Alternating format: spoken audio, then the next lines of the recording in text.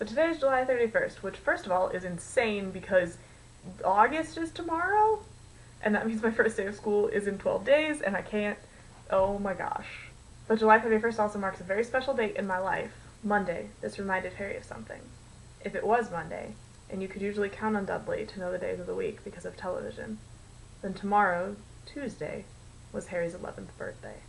He lay and watched his birthday tick nearer, wondering if the Dursleys would remember at all, wondering where the letter writer was now. 1 minute to go and he'd be 11. 30 seconds. 20. 10. 9. Maybe he'd wake Dudley up just to annoy him. 3. 2. 1. Boom! Anyway, Harry, said the giant, turning his back on the Dursleys, a very happy birthday to ya. Got summat for you here. I might have sat on it at some point, but it'll taste all right. From an inside pocket of his black overcoat, he pulled a slightly squashed box. Harry opened it with trembling fingers. Inside was a large, sticky chocolate cake with Happy Birthday Harry written on it in green icing. I know what day it is, sang Dudley, waddling toward him. The huge eyes blinked and vanished. What? Said Harry, not taking his eyes off the spot where they had been. I know what day it is, Dudley repeated, coming right up to him. Well done, said Harry. So you've finally learned the days of the week. Today's your birthday, sneered Dudley. How come you haven't got any cards? Haven't you even got friends at that freak place? It was 1 o'clock in the morning. Harry's stomach gave a funny jolt.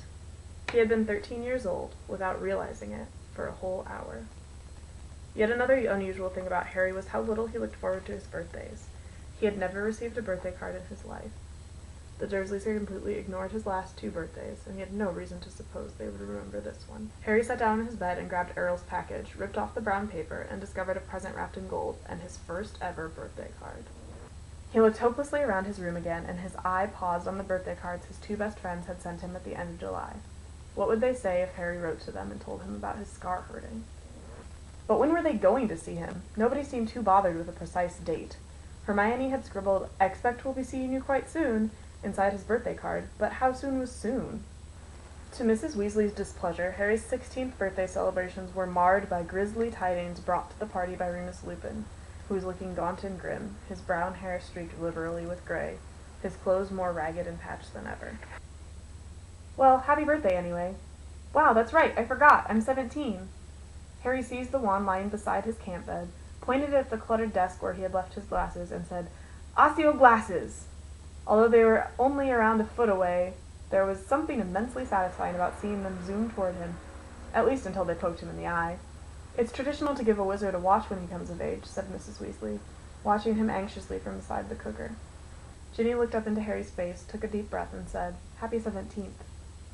"Yeah, thanks." She was looking at him steadily. He, however, found it difficult to look back at her. It was like gazing into a brilliant light.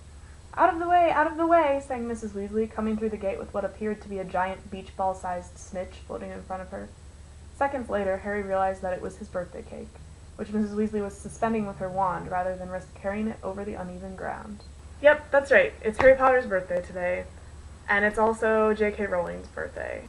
And every year I feel the need to do something to celebrate their birthdays because Jo has done so much to change my life. Harry has done so much to change my life. You can always use a good reason to celebrate, and this seems like a great reason to celebrate. So, here we go.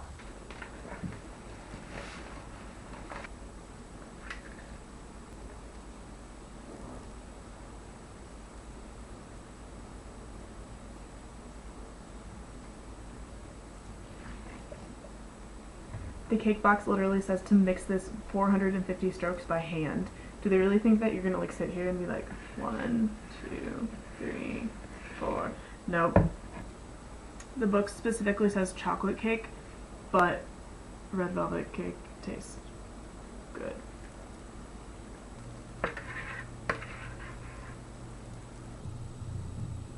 Things we should know about Liz and cakes. I'm really atrocious at frosting them.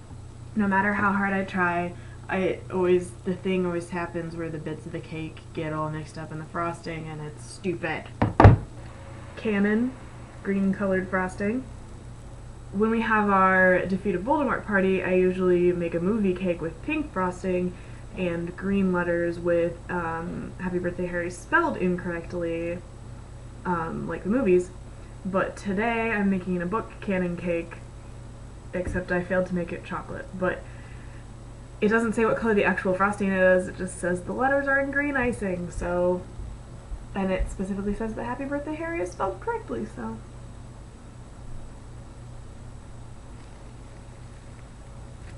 And here we have our birthday cake! Happy birthday, Harry and Joe!